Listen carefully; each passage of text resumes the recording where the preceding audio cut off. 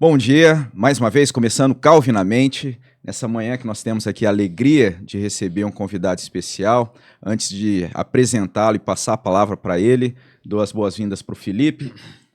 Tá mastigando aí, Felipe? Bem na hora eu coloquei, o outro já falou 3, 2, 1, gravando, eu coloquei o pão de queijo na boca. Fala um bom dia pro pessoal aí. Bom dia, pessoal. O pessoal entende já eu isso. volto a falar, peraí.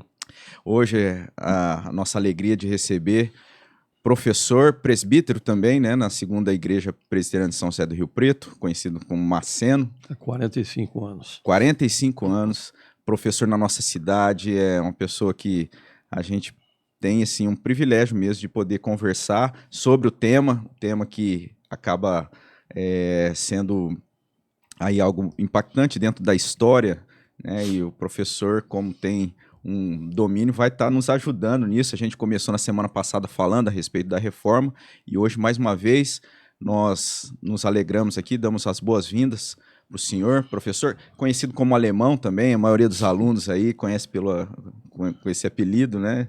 E, então, seja bem-vindo. Veio da Alemanha, não? Não, nada a ver. Pais italianos. Entendi.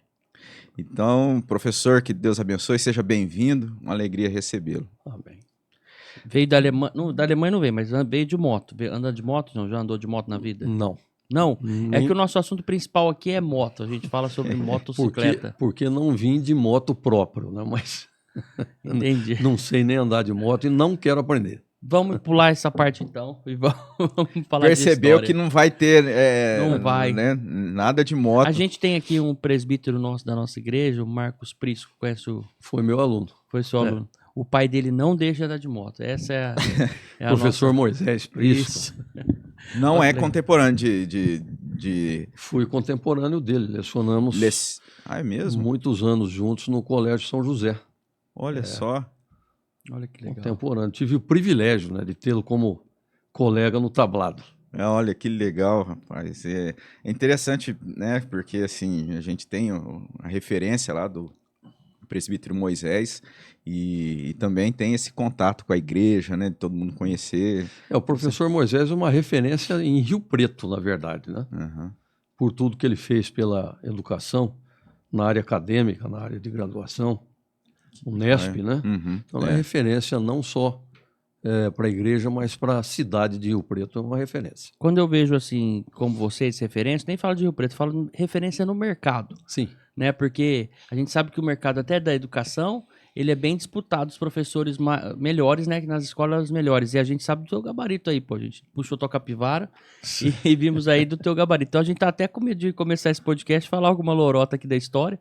Mas o senhor nos auxilia aí e leva a gente no caminho certinho da história. Vamos que vamos. Vai ser muito legal. Eu tô muito ansioso por esse episódio, inclusive ontem até chamei o pastor, amanhã eu tenho um compromisso inadiável. Ele falou, mas vem um convidado. Eu já cancelei o compromisso, já estamos juntos de novo no podcast. Muito legal a tua vinda aqui, muito obrigado, tá bom? Leva as nossas saudações lá para Maceno depois. Levo, tá? sim, agradeço. A gente acompanhou aqui por um livro que a gente, uma revista, né? Uma linha do tempo que a gente fez. E foi muito legal porque eu fui lembrando algumas coisas e o pastor já, de pronto, já tinha na ponta da língua ali. Mais ou menos, né? A gente também tem as nossas anotações aqui e a gente acompanhou, a gente pegou, na verdade, ali um antes de reforma, né? Um período anterior à reforma, né? O Renascimento.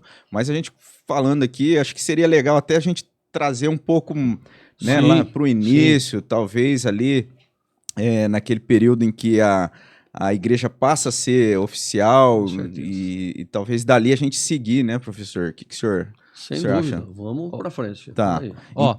Pode falar, pastor. Não, eu ia falar assim, então a gente começa nesse período, a gente tem ali, né, nos relatos bíblicos até a igreja em Atos, aquele primeiro século, e essa igreja ela sofre perseguição, é isso mesmo, né? A gente tem ali essa perseguição ela fica mais severa e depois esse período até a igreja se tornar a igreja oficial, né, do Império Romano e a gente pode pensar qual seria ali aquele marco, né, para que isso tudo acontecesse, da igreja ser a igreja cristã, no caso, ela ser essa igreja que estava ali existindo de forma não oficial e até o momento que ela passa de fato ser considerada como uma igreja, aquela instituição organizada? Na verdade, nós temos, dentro do contexto da história da igreja, o período arquitestamentário. Uhum. O Antigo Testamento, Sim. primeiro século antes de Cristo, e o primeiro e segundo séculos depois de Cristo.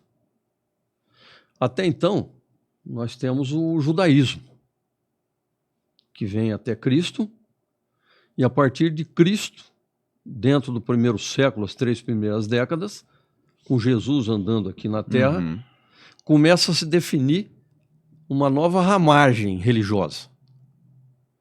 Que, na verdade, Jesus Cristo, essa é a opinião própria, ele não fundou nenhuma religião. Uhum. Ele veio ao contrário, trazer elementos e subsídios para que a religião se tornasse verdadeira e que brotasse do coração do ser humano. Mas ali no primeiro século, pouca informação a gente tem, a não ser por escritores. E dentro desse contexto pode haver distorções. Certo. Então nós temos, por exemplo, o escritor Joséfo. Uhum. Joséfo é basicamente escritor para os judeus, em que relata os fatos que acontecem com a igreja primitiva. Sueotônio é um outro nome importante que escreve mais poeticamente a respeito da igreja, das primeiras perseguições. Então nós não tínhamos muitos documentos e muitos elementos para caracterizar a igreja cristã como tal. Uhum. Ela não era uma instituição. Mas e como é que eles liam a Bíblia? Como é que eles faziam essas coisas, né? Cerca de 50, 60, 100 anos depois de Cristo. Simplesmente lendo o relato dos apóstolos, dos quais 4 se destacaram, né? São os 4 evangelistas que nós temos na nossa Bíblia, cartas de Paulo, informações escritas por historiadores. Então eles não tinham a Bíblia como nós temos hoje. Sim. Então, durante o primeiro século, houve muita influência do judaísmo na igreja, como tem até hoje. Sim.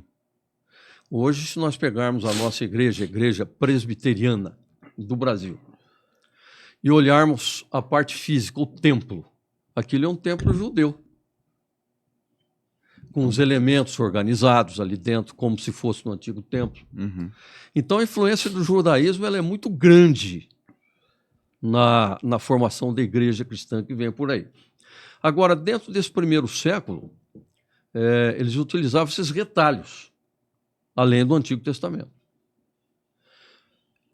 Nós temos, em termos de evangelhos, cerca de 100, 110 evangelhos, destacando o evangelho de Tomé, Maria Madalena, evangelho de São Tiago, evangelho de Judas, e que não são considerados, evidentemente, parte do cânon, né, das Sagradas Escrituras.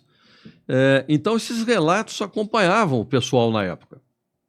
Então, quando se reuniam, como diz lá o capítulo 2 de Atos, né, de casa em casa, aquilo era a igreja, na verdade. Uhum. Mas não era institucionalizada. E crescia. E por crescer, ela começou a chamar a atenção do Império Romano. Que até a crucificação de Cristo, a morte de Cristo, o Império Romano não tinha muito interesse pelo que acontecia com os cristãos. Era considerado como judeu, né? Era assim, considerado uma dissidência judaica e era só isso. E os romanos respeitavam, inclusive, o culto judeu e o culto cristão nesses primeiros tempos da igreja. O problema é que, por não haver institucionalização da igreja, não haver liderança no primeiro século, porque os apóstolos foram até certo ponto, né? Aí depois a igreja seguiu com as lideranças que os apóstolos indicaram e que possivelmente foram eleitos. Que são os presbíteros e bispos, né, que organizavam essas igrejas. Mas não era uma igreja institucionalizada. Era uma igreja que funcionava de forma bastante aleatória. Havemos de convir que, na época, as comunicações eram difíceis.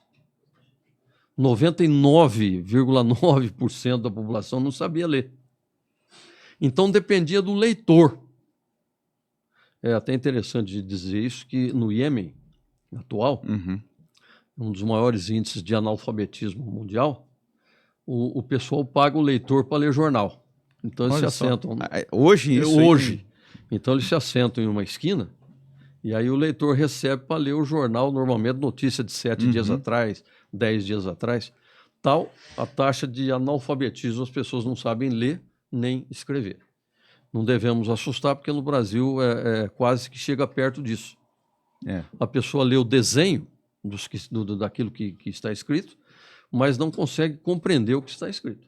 Era o que acontecia na época da igreja primitiva. O pessoal não sabia ler, não sabia escrever. Os judeus ficavam à mercê daquilo que o sacerdócio trazia para eles. Principalmente os saduceus, né, que lideravam naquela época com mão de ferro. Você tem ali Anás, Caifás.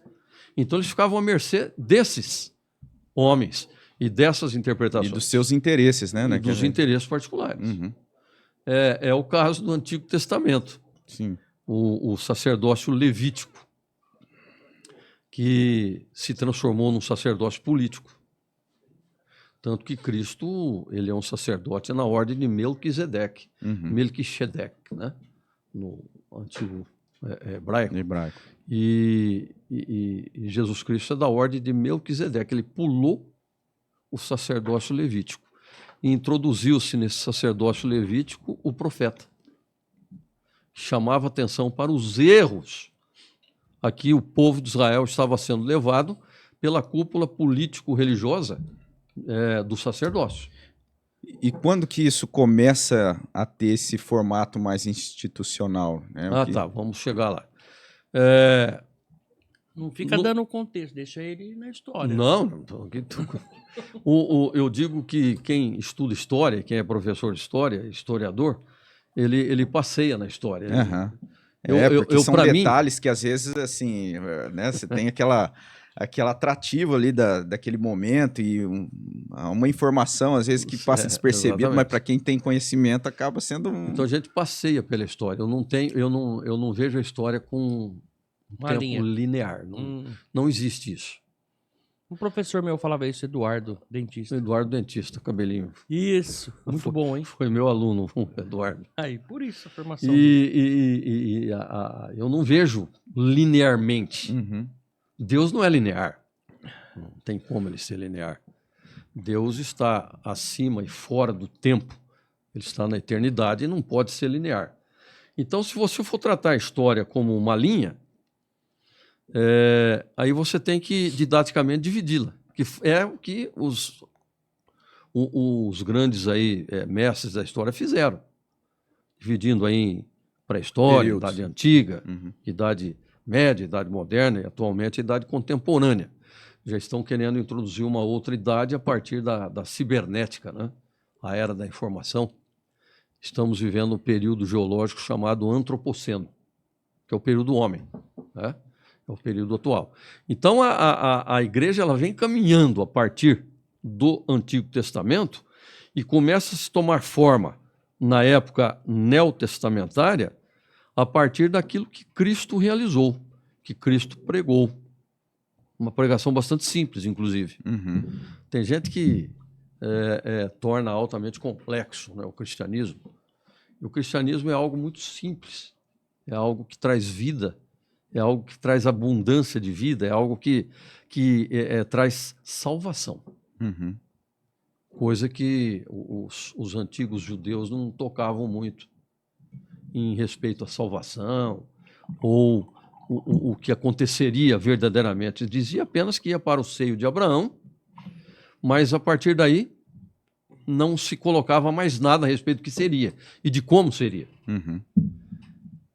A organização da igreja ela começa a tomar forma no século II e século III depois de Cristo, que é quando o conjunto da cristandade começa a comprometer as bases políticas do Império Romano, que, por sua vez, eram assentadas no conteúdo religioso, no politeísmo, culto aos deuses. Deuses esses que não são originais de Roma, eles foram importados da Grécia. E o catolicismo importou muitos deles de Roma. Então, o catolicismo é um sincretismo, né, entre aquilo que ocorreu com a teologia da Idade Antiga, as deificações da Idade Antiga, com o que ocorreu na Idade Média, que já existia na Europa, com os bárbaros, por exemplo, onde tinha ali os duendes, as bruxas, as fadas, os demônios, e que foi aproveitado para criar essa figura fantasiosa do inferno, de um demônio com chifre, soltando fogo aí pelos olhos, pela boca, com um tridente, correndo atrás das pessoas, né, na verdade. Então importou-se essa ideia de inferno. Quando a Bíblia jamais disse isso, e a Bíblia coloca algo muito pior, na verdade, do que isso. A ausência completa de Deus, a tortura eterna da mente daquele que foi para lá, e muitas coisas que existem dentro da cultura católica foram importadas. Ora da Grécia, ora dos bárbaros europeus, ora dos fenícios, que na verdade deram origem aí ao Líbano, né, que depois basicamente se misturou-se, no caso, um conjunto de nacionalidades, né? Que acabou formando aí o mundo árabe, na verdade, e no século VI, a partir do século VI, o islamismo que toma forma. Na verdade, o islamismo é quase que uma dissidência do cristianismo e do judaísmo, né? Parece que Maomé teve um período ali... Ele teve um período cristão, na verdade, quando era menino e jovem. Ele teve um período cristão. Mas eles usam o Novo Testamento? Eles usam parte do Novo Testamento, principalmente a figura de Jesus como sendo um dos maiores profetas, né? Eles utilizam isso. Então, eles dão outro nome, mas tem... Eles têm um respeito muito grande pelo Cristo. Mas a situação política, que na verdade é uma eclésio, seria mais assim um Estado teocrático, né? Uma eclesioteocracia, que envolve hoje o islamismo, é como o Vaticano, né? Basicamente hoje uma teocracia. O Papa é o chefe supremo da igreja e é infalível, aspas, né? Então, os muçulmanos, eles têm as sharias, ou sharias, dependendo da pronúncia, que são as leis religiosas estabelecidas por raiz no Alcorão, e essas leis dão base à lei política constitucional dos países. Então, quem desobedecer à lei política está desobedecendo à lei religiosa do islamismo e é passível de pena, inclusive com a pena capital, por desobediência à autoridade da lei, que ela é basicamente vinculada à lei política, e isso traz consequências para quem desobedecer. E isso acaba gerando o radicalismo que a gente vê. Os radicalismos surgem a partir do momento que se toma partido. Que são partidos políticos, partidos de time de futebol, partidos de religião. E a religião, se você estudar a história das religiões, na verdade é a história da humanidade. Você estuda judaísmo, você estuda o dualismo persa. O dualismo persa é interessante, né, que foi escrito por Zoroastro, apelidado Zaratustra. Aí o Nietzsche escreveu um livro chamado Assim Falava Zaratustra. Ele traz agora para recente aquela ideia que vai endeusificar o ariano, raça branca europeia, utilizado por Hitler para escrever Mein Kampf, ou Minha Luta. E a partir daí a formação do que a gente já conhece, o nazismo, né? Que tantas vidas aí ceifou pelo radicalismo. Então os radicalismos são parte da história, eles sempre existiram, eles existem, eles não vão deixar de existir. onde há partidarismo, há radicalismo. A gente vê a situação do Brasil, não precisa ir muito longe, o que está acontecendo aqui agora, de ambas as partes, porque houve uma dicotomia mundial a partir do século XIX, que, na minha opinião, foi um século perdido, foi o século das ideologias. Essas ideologias foram colocadas sobre mesas, mas não foram colocadas na prática. Então, desperta as paixões. As paixões individuais, coletivas, o proselitismo, aquela coisa, né?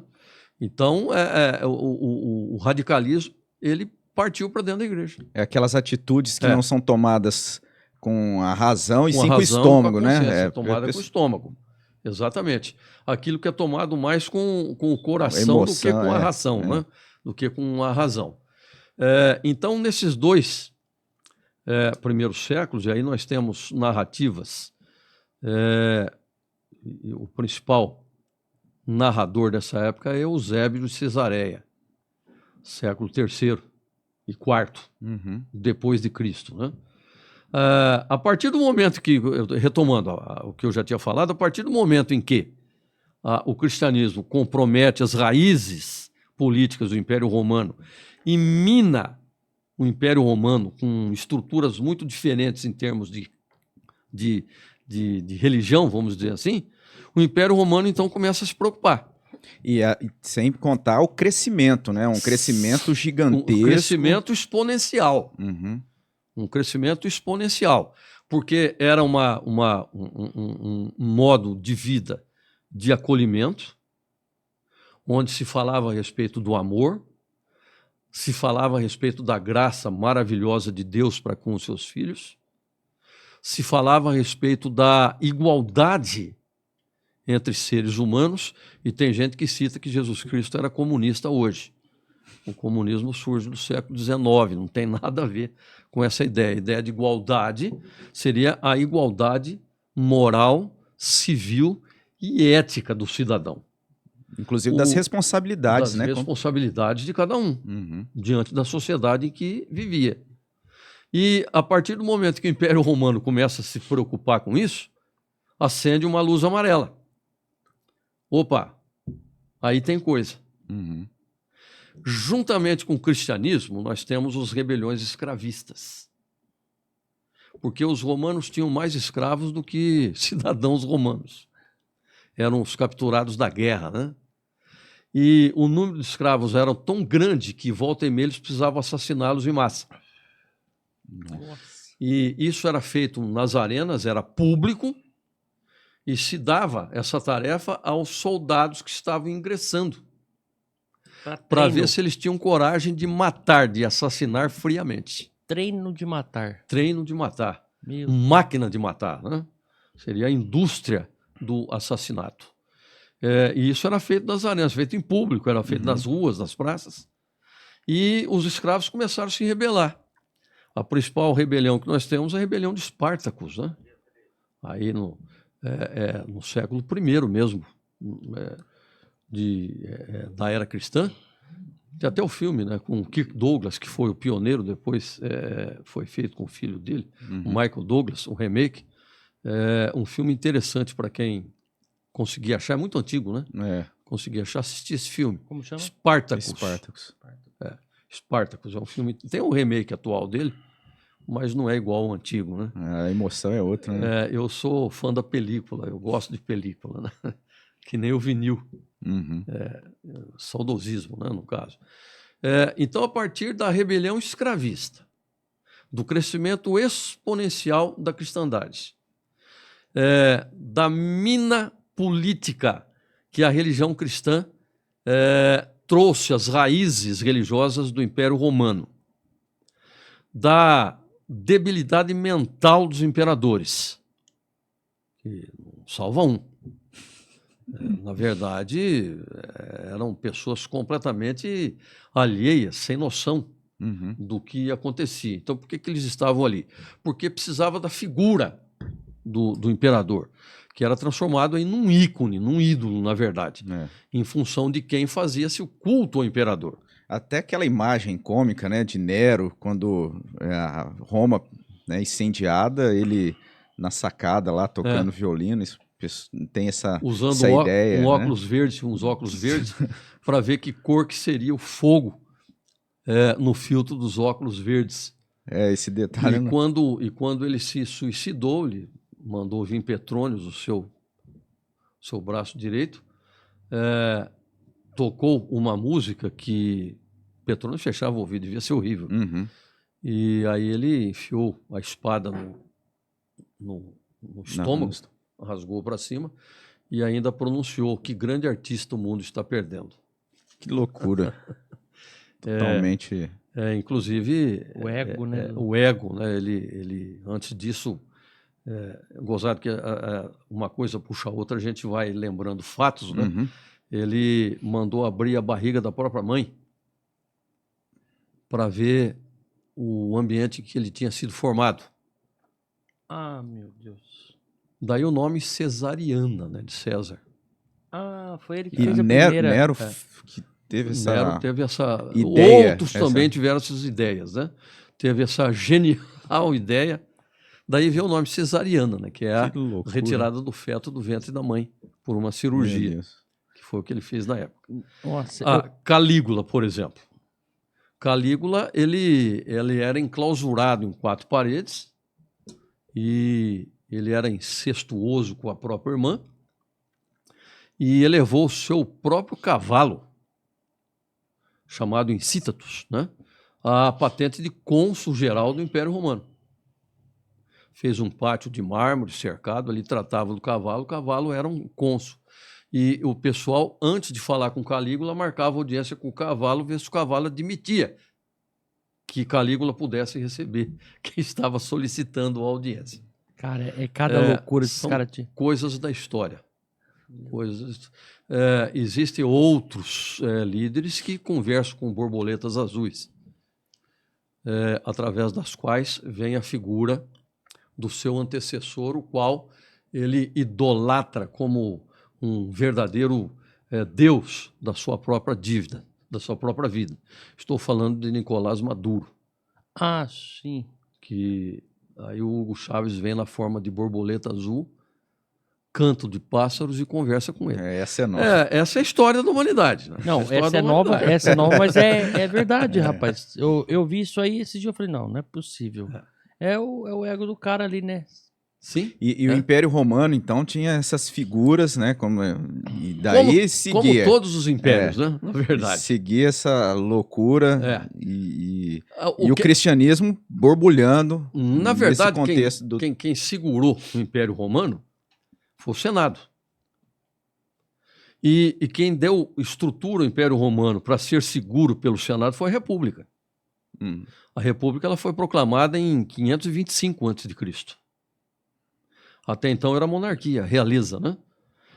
E ela deu forma à estruturação política, ao arcabouço político, para que sobre esse arcabouço se assentasse o Império, cujo primeiro imperador foi Otávio Augusto, sobrinho de Júlio César, o grande republicano. O Senado a gente pode pensar que é ali em Alexandre? Ou que se dá? Em Alexandre, sim, também. Mas é anterior a isso. Anterior. O Senado vem lá do século IV a.C. E é o principal órgão, né, junto com a Comitia Curiata, que é a Assembleia das Famílias, a Comitia Centuriata, que é a Assembleia dos Militares, que participavam, né, da ordem ali do Senado. E as leis, né, que surgiram a partir daí, que nem as leis canuleias, licínias, a lei das 12 tábuas, que é o precursor do nosso direito hoje, que é uma declaração dos direitos humanos da época já, e que deu, inclusive, um assento ao Senado a um plebeu, quando foi eleito os irmãos Graco, principalmente Caio Graco e seu irmão Tibério Graco, que fizeram as leis frumárias, redistribuindo as terras, baixando o preço do trigo, acertando o mercado, terminando até certo ponto com a fome, em função do que foram assassinados, porque isso tirava o privilégio dos grandes mercadores romanos. Mas o que o cristianismo faz? Elimina essas bases de um império que já estava em declínio. Você tem rebeliões escravistas, incursões bárbaras, debilidade mental dos imperadores, mas administrações e a ascensão do cristianismo. Esses são 4 pontos importantes no contexto do declínio do Império Romano. Nesse ponto... Isso no 3º século ali, né? É o 3º século. Aquilo a gente pode pensar o Império Romano, assim, numa expansão gigantesca, né? Gigantesca. O Império Romano chegou a 22 milhões de quilômetros quadrados. O Brasil tem 8 milhões e meio. São 3 vezes o tamanho do Brasil. O que era muito difícil administrar. Né? Então, cada general, cada jurisconsulto, cada cônsul tomava iniciativas próprias. O que levou à transformação da Europa numa série de realidades diferentes, que deu origem depois ao feudalismo, que fragmentou o continente europeu, o feudalismo de religião profundamente católica, né, na verdade. Uhum. Mas no 3º século, o que acontece? Nós temos o imperador Constantino, que não consegue mais governar Roma a partir de Roma. Quando chegaram os burgúndios, na verdade, que uma das últimas civilizações bárbaras, né, que tomaram definitivamente os domínios do Império Romano. Então, Constantino começa a ver Bizâncio. Constantinopla, hoje é Istambul, capital europeia da Turquia, fica na Europa, fica ali nas margens do Estreito de Bósforo, que os turcos chamam de Rio Bósforo, que une o Mar de Mármara ao Mar Negro, ao norte. É a única rota de passagem. Daí, a gente pensar do grande desenvolvimento do povo grego. Porque era a rota de passagem de várias caravanas de mercadores do mundo todo, dos quais eles foram adquirindo conhecimento. Tanto é que diz que os gregos conversavam muito, né? Perguntavam muito. Então essa rota que vinha da África, da Ásia, entrava na Europa... O mar Mediterrâneo entrava através do mar Egeu, passava pelo Estreito de Dardanelos, Mar de Mármara, que é pequenininho, Estreito de Bósforo, Mar Negro, vinha até a região de Moscóvia, Quiévia, essas partes que hoje fazem parte da Rússia. Né, na verdade. E Constantino viu em Bizâncio, que era uma colônia grega, a possibilidade de ser a nova capital do Império Romano. E ele começou a investir em Bizâncio, reformando urbanisticamente a cidade, criando aí um modelo de cidade cosmopolita. Se fosse hoje, seria com shoppings, escada rolante, aeroportos, né? Aquela coisa. Então, Bizâncio se transformou numa cidade cosmopolita.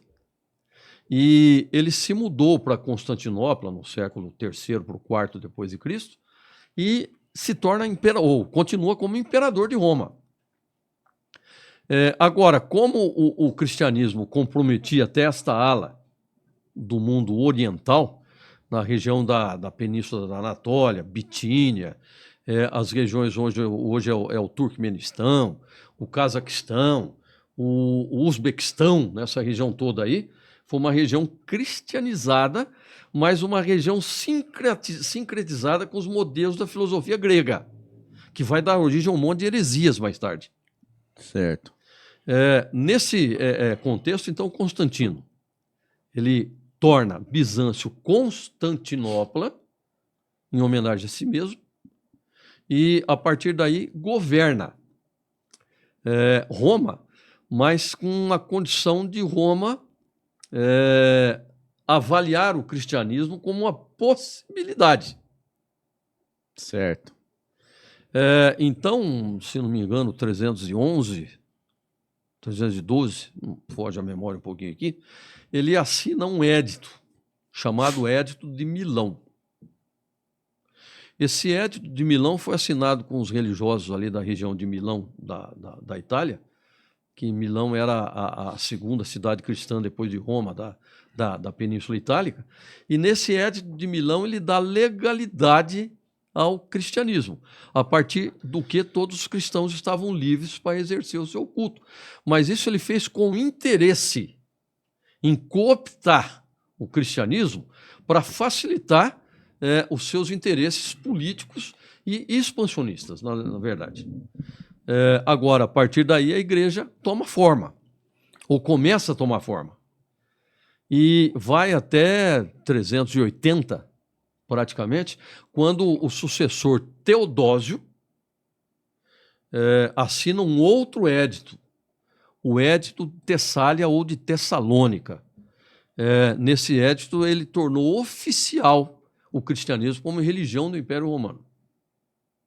Não porque ele gostava de cristãos, achava os cristãos bonzinhos e etc. Isso porque ele tinha interesse em cooptar aqueles que já eram cristãos e que viviam naquele mundo antigo para fazerem parte do novo império que deveria surgir a partir daí, que é o Império Bizantino, com sede em Constantinopla. Nesse meio, surgem muitas dissidências. O Novo Testamento ainda é um pouco fragmentado, estruturalmente bastante frágil, ainda não se tem um compilamento, né, das escrituras neotestamentárias. Então, cada um pensava da sua própria forma. Muita gente virou cristão do dia para a noite. Do dia para a noite. Hoje o imperador falou que o cristianismo é a religião oficial. Ele tinha a crença dele, mas denominado como cristão. Como cristão.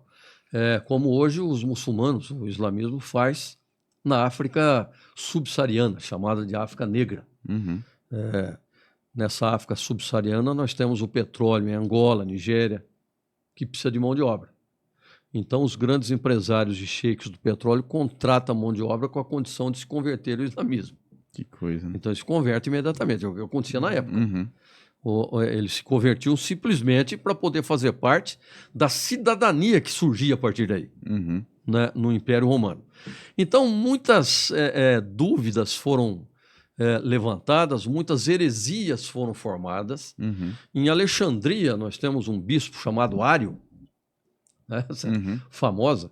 Ário disse a respeito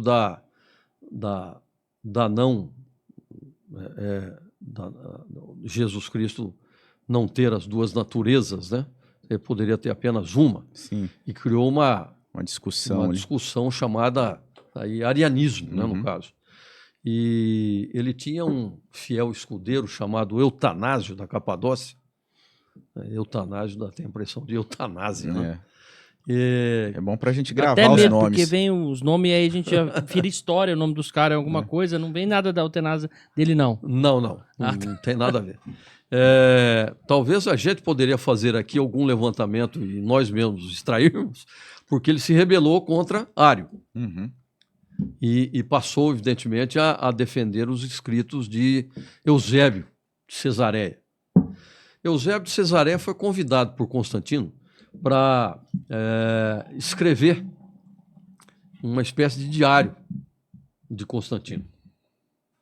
E como essa heresia ariana estava muito em pauta, estava também prejudicando o andamento do cristianismo, Constantino resolve convocar um concílio no ano 325, chamado Concílio de Nicéia, que é o primeiro concílio ecumênico da Igreja. Nós tivemos 7 grandes concílios, né? Esse concílio ele iria tratar justamente dessa questão das naturezas de Cristo. Só um parênteses, né? Às vezes a gente está lá atrás, 325, nesse concílio de Nicéia, e só para quem está acompanhando, a gente precisa tomar atenção nesse ponto, porque isso vai impactar... Vai impactar lá na frente. Lá na frente. Concílio de Constantinopla, né? Exatamente. O segundo concílio de Constantinopla. Então, no concílio de Nicéia... Até que enfim chegou no meu... Tá chegando, você achou? Na minha revista, porque a gente tava falando de coisas chegando que aí? a gente Tá chegando? nunca pensou que falaria. Tá chegando, agora foi. Na igreja primitiva, de 315 a 500. A história é um trenzinho da alegria, eu sempre digo isso. Um vagão vai puxando o outro. Agora, no concílio de Nicéia, quem foi o primeiro secretário do concílio foi o Eusébio de Constantinopla. Ele que relatou a história. Muita gente disse que ele era meio charlatão, inventava coisas, mas eu não creio que seja assim, porque Deus preservou essa estrutura até hoje, né, no caso, e não tem nada incompatível com as escrituras. Então, no concílio de Nicéia vieram bispos de Roma, de Milão, de Nápoles, da região onde hoje é Paris, França, que são os ocidentais muito fraquinhos na época. E principalmente líderes da Igreja Oriental. Bispos, presbíteros, que na verdade bispo e presbítero basicamente significam a mesma coisa. O bispo é mais universal. Esses teólogos orientais, no caso, eles estavam apoiando o Ário. Exatamente, apoiando o Ário. Com essa ideia do docetismo, que Jesus não tinha essas duas naturezas. As duas naturezas. Então, isso é que foi discutido do Concílio de Constantinopla. Uhum. Conclusão desse concílio.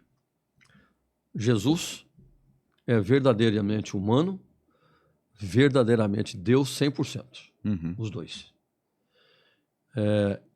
E a partir dessa linha foi produzido o credo nicênico. O credo nicênico.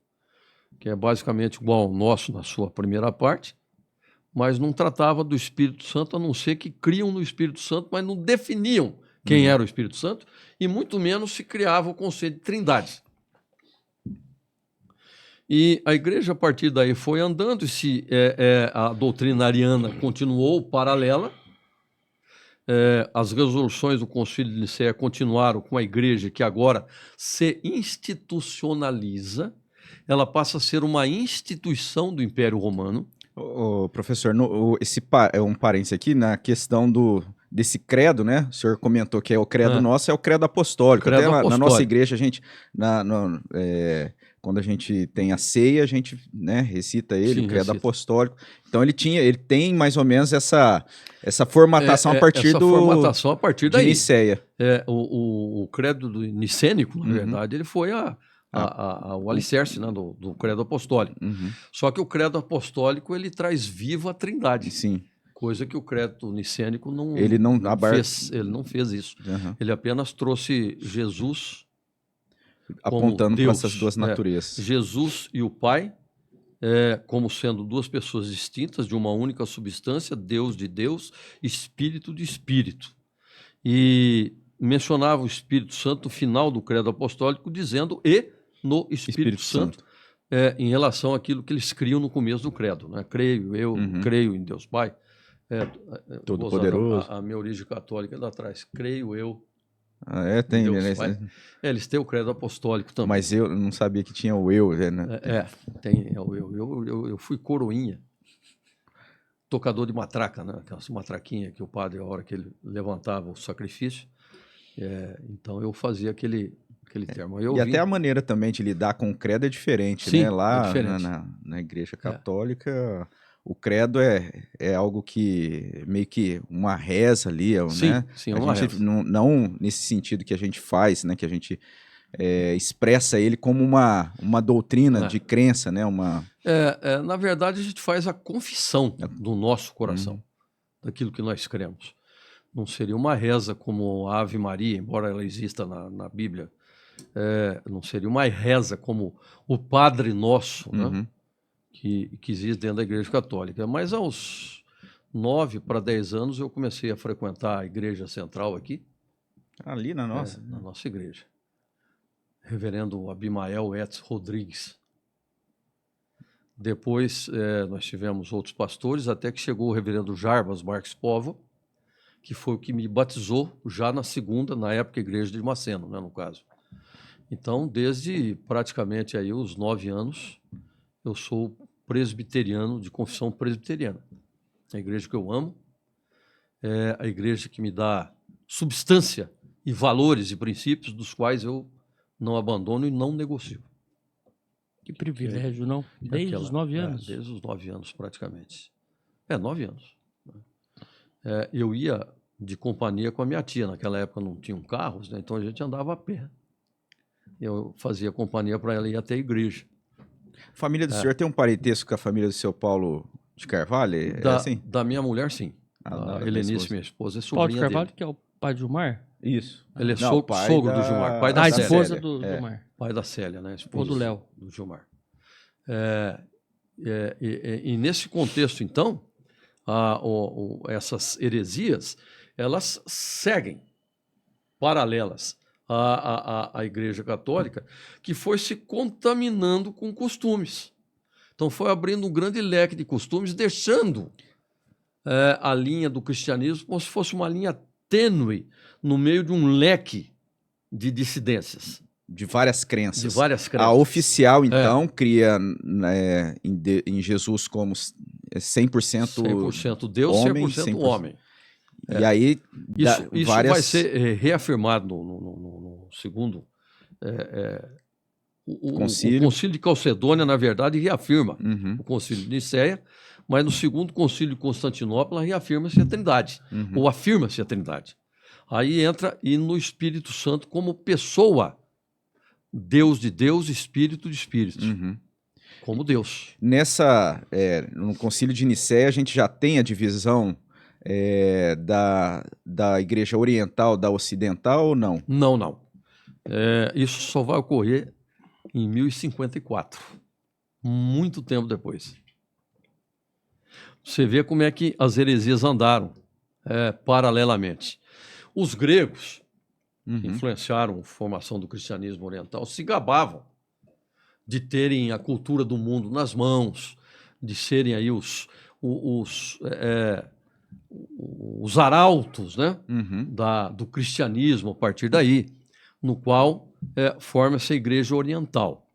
Mas por algumas questões de heresias que vem lá do nestorianismo, né, que fala sobre o monofisismo, que é unicamente a natureza divina de Cristo e não a natureza humana. Gerou um problema dentro da igreja. E que esse problema acabou promovendo uma cisão a partir do ano 1054 depois de Cristo. Depois disso veio o imperador Justiniano, né? Essa cisão ela forma a igreja católica, apostólica, ortodoxa, oriental, que existe hoje, e no Ocidente continua a igreja católica, apostólica, romana. Essa grande cisão é chamada Cisma do Oriente, mas isso foi somente no século XI. 1054. Basicamente, 800 anos depois, 700 anos depois disso que nós do Concílio de Nicéia ali. Então, de concílio em concílio, a igreja vem se firmando e, ao mesmo tempo, se contaminando. Ao ponto de, no século XIII, XIV, a igreja se tornar mais uma instituição política do que eclesiástica. E como instituição política, ela começa a fazer alianças, e essas alianças elas dobram com os estados nacionais que começam a surgir no início da Idade Moderna. Porque quando a gente fala Idade Média, Idade Moderna, não é que terminou uma, começou a outra, com festa, balão e tudo mais. Isso não ocorreu. Ela é uma transição. Então, da Idade Média para a Idade Moderna, aconteceram alguns fatos importantes para a gente entender a reforma. Primeiro, nós podemos mencionar a partir daí, a reavaliação da ciência, que começa a ser feita. Então, os cientistas começam a olhar para algumas posições da igreja e terem ideias diferentes. Não é assim que funciona. Até há uns anos atrás, aconteceu um fenômeno aqui em Tanabi, de uns irmãos presbiterianos que começaram a orar no campo e os gravetos acendiam. Não sei se vocês lembram dessa ideia. Não. Esdrúxulo. Não. Então, gravetos tomavam começavam a brilhar. E eles achavam que isso era obra do Espírito Santo. Aí nós fizemos uma análise daquilo e eles, ao mexer nas folhas, a folha tem muito, você é químico, o pastor Robson é químico, ele sabe, principalmente aí o fósforo, né? Fosfatase, fosfina, aquela metano que é liberado, então aquilo começava a brilhar, que é o princípio Uma reação, do vagalume, uma reação química. Depois foi perfeitamente explicado e quase que nós fomos anátema nesse contexto. Coisa. E aí o pessoal saiu da igreja e fundou uma outra comunidade em função disso aí. Então a ciência, muita gente diz que a ciência ela é contra a fé. Eu não vejo assim para comigo, que sou cientista, e sou um cristão convicto da minha salvação. Então, a ciência é o primeiro ponto que surge a partir dessa transição entre a Idade Média e a Idade Moderna. A partir daí, com a crise econômica que se instala na Europa feudal, o feudalismo vem pós-Império Romano, e a Europa deixa de ter centralização política, o Estado desaparece do continente europeu, então a produção passa a ser uma produção de subsistência, produzir para comer, produzir para comer, produzir para comer, mas aqui, reproduzir, reproduzir, reproduzir, aumentar a população. Acho que já deu para entender no gráfico, né? A população cresce numa progressão aritmética violenta e a produção de alimentos não. Vai chegar um ponto que vai faltar alimentos. A minha avó sempre dizia, em casa que falta pão, todo mundo grita sem razão.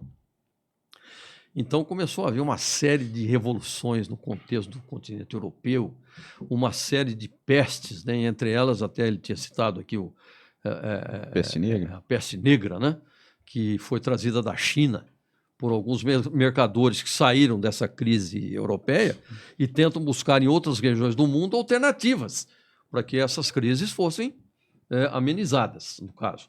Então, forma-se no continente europeu feudal a ideia de sair do Ocidente e buscar no Oriente fontes alternativas para que se regulasse a economia europeia.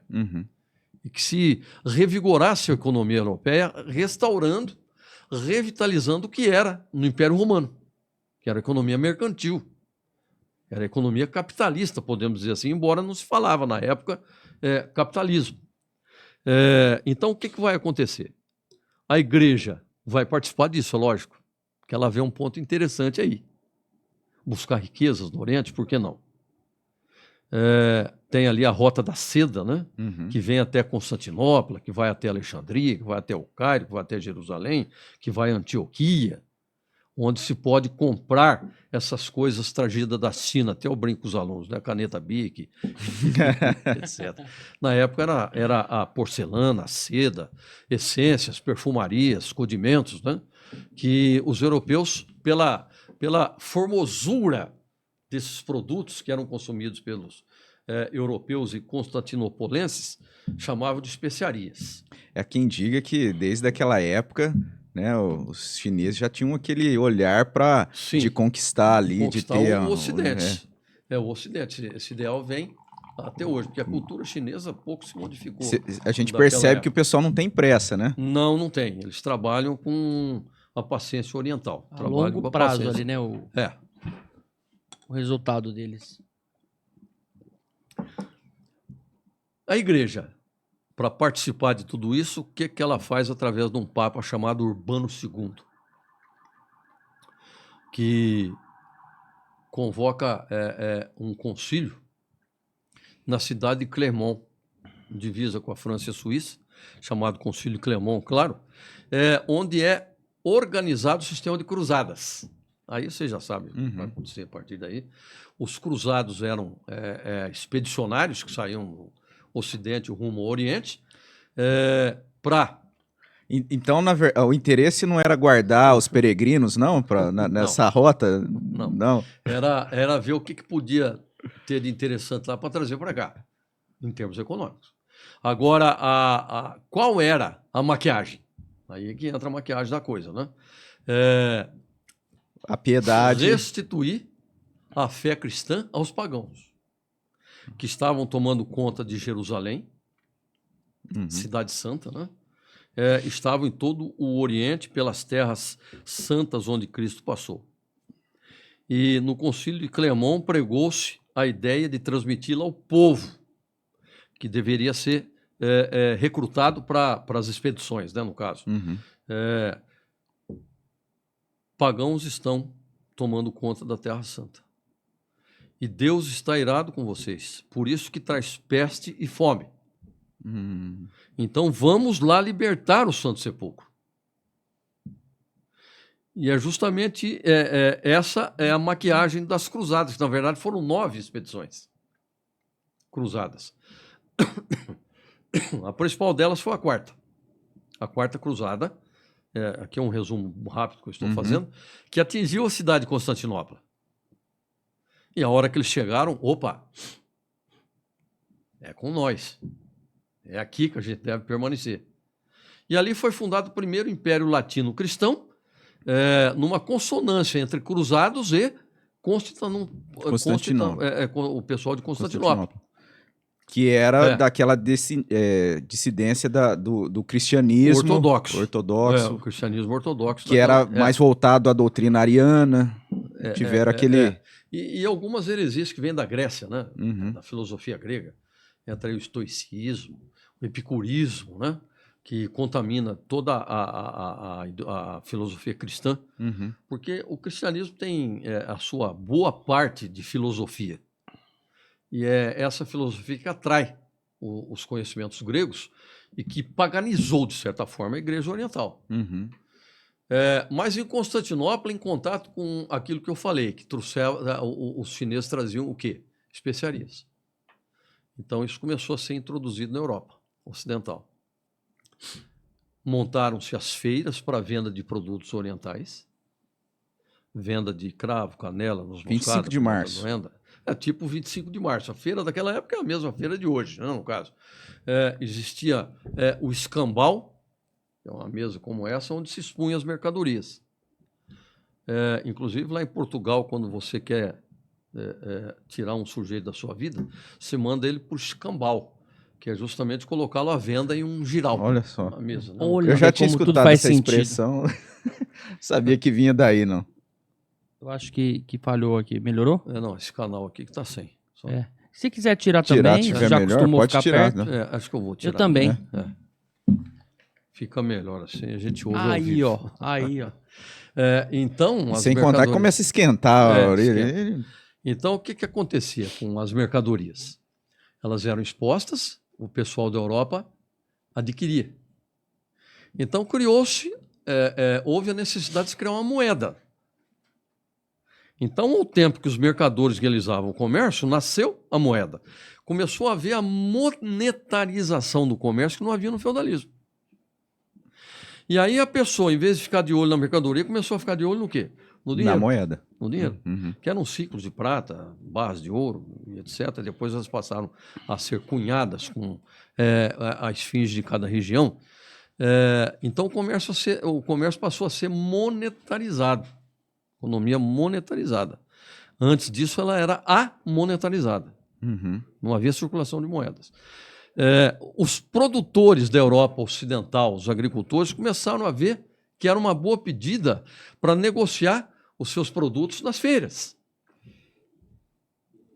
Então, eles trazem os seus produtos para as feiras e começam a negociar em redor das feiras. Mas aí, como as feiras eram abertas, na época a violência era muito grande, é interessante, eu vou falar uma coisa para vocês. Hoje nós vivemos no período mais seguro da história da humanidade. Você imagina se não fosse. Imagina se não fosse. Então, elas eram muito suscetíveis de ataques, de pirataria de terra, de saques, pilhagens, né? Então, alguns senhores feudais de maiores posses, que viviam nos seus castelos, passou a trazer as feiras para dentro dos muros dos castelos.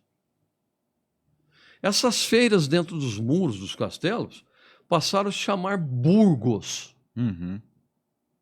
A palavra burgo na língua alemã originária significa cidade.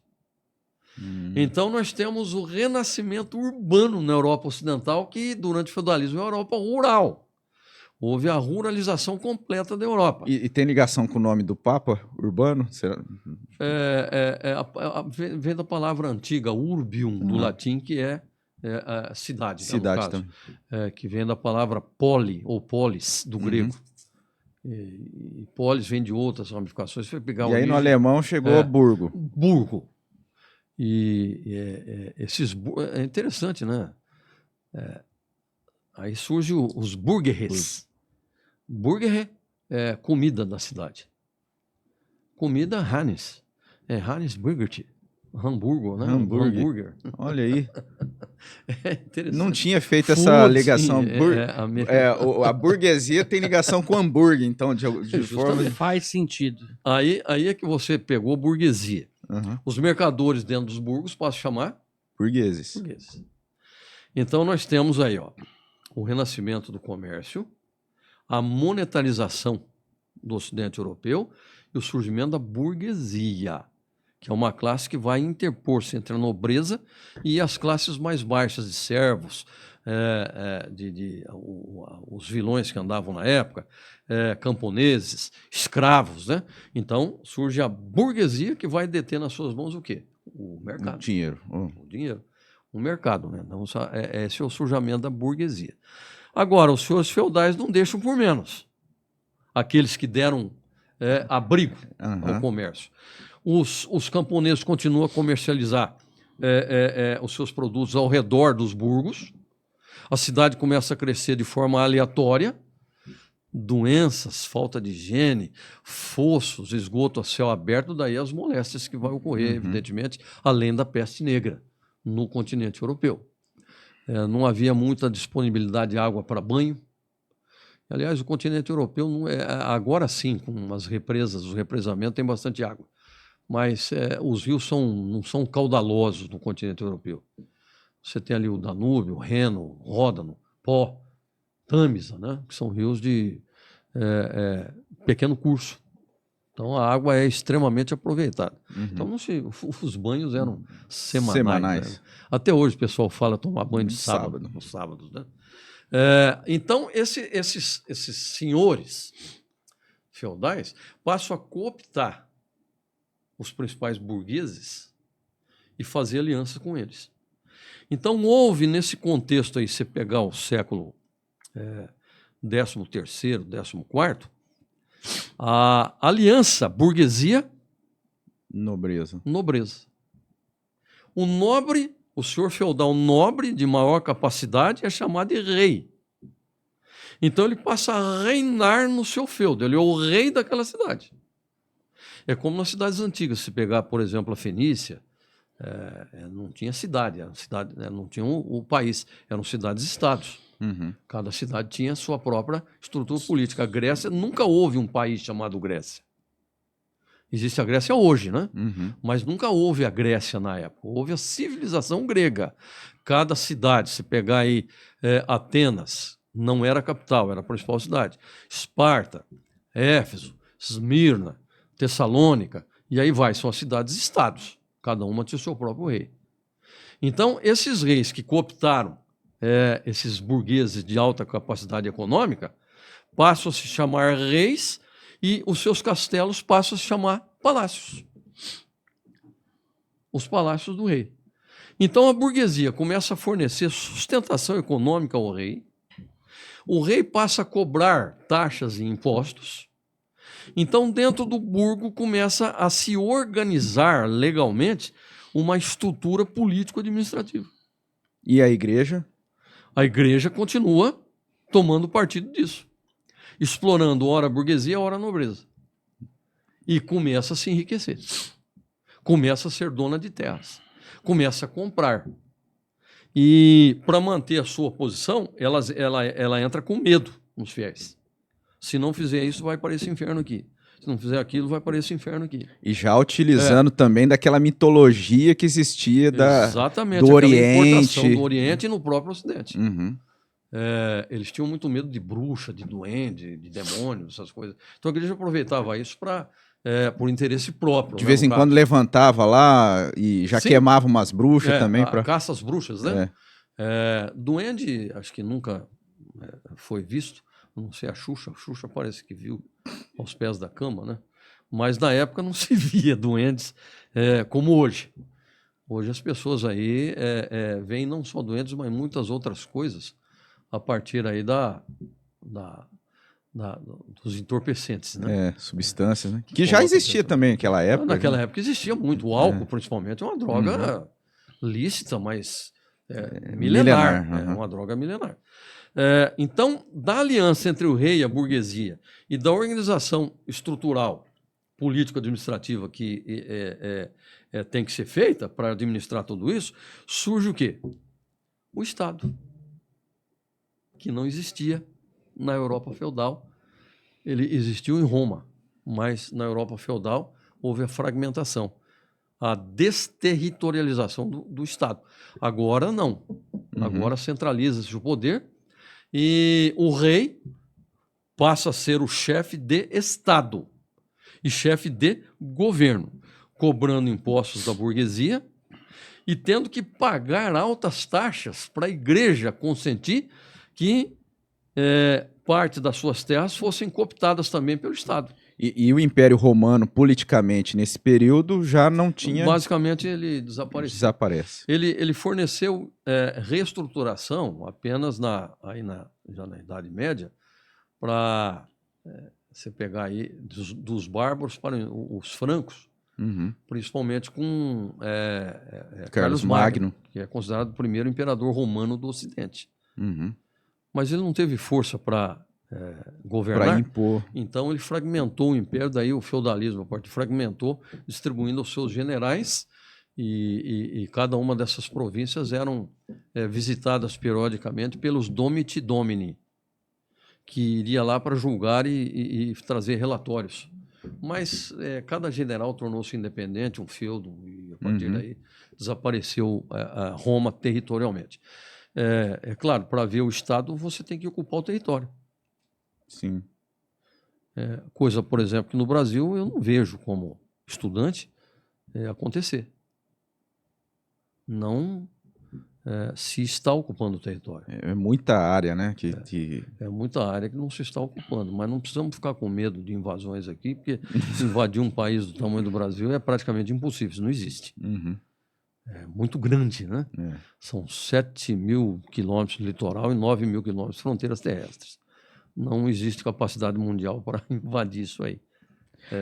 Fora as guerrilhas que poderia haver. Mas, na época, o que era fundamental para ter o Estado? A ocupação do território. E a igreja, vendo interesse nisso, começou a vender territórios para o Estado. E se tornar cada vez mais rica, lógico. Vendia esse território para o Estado aqui, portanto, e comprava esse outro território aqui pelo 1/10 do preço, expandindo suas terras e seu dinheiro. Dá para entender como é que a igreja aumenta o cofre? A partir daí. Então a igreja desviou-se completamente daquele centro, né, que nós viemos lá do século XII, XIII, XIV, até o século, basicamente, XI. Né? A igreja, basicamente, a partir daí, ela perdeu toda aquela cara de igreja cristã, podemos dizer assim. Aquele rosto de Os Cristo. interesses... Os interesses foi em outra direção. Eles sobrepuseram-se, evidentemente, ao papel que a igreja deveria realizar. Então, o rosto de Cristo, essa é uma preocupação que eu tenho muito comigo hoje, ele foi se perdendo, se tornando opaco. Ele foi se tornando opaco, basicamente, até quase que desaparecer e tornar-se apenas um ícone.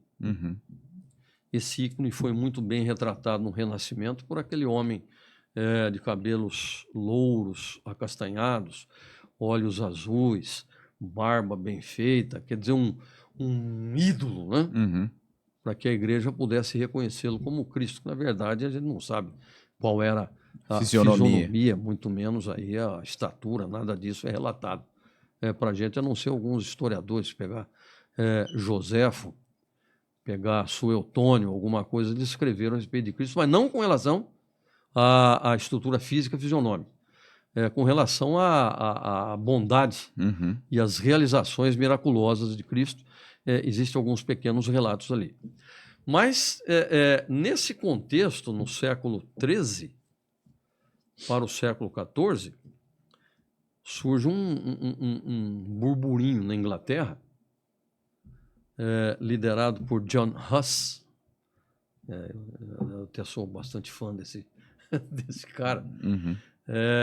Ele é britânico, né, no caso, no Reino Unido, que começa a se posicionar contra essa ideia da igreja ter a característica de um Estado altamente próspero.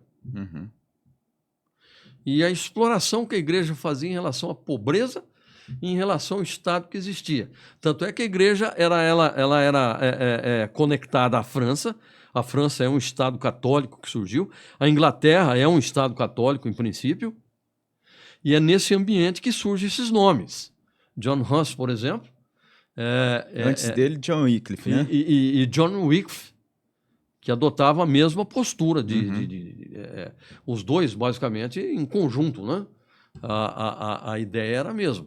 Então começou a surgir a ideia de que a igreja pudesse ser reformada e que se restituísse a ela a fisionomia do culto primitivo, culto apostólico, culto evangélico, o culto de Atos 2.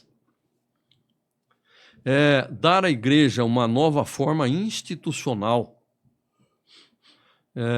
dar à igreja uma reforma teológica, que, na minha opinião, ocorreu a reforma teológica com muita segurança, mas não ocorreu muito a reforma eclesiástica. Nós temos que analisar esses pontos. Existem muitas coisas que precisavam ter sido feitas e que não foram feitas, por interesses políticos maiores, etc., na época, aí dentro do contexto da igreja e da política, né? Então, não foram feitas.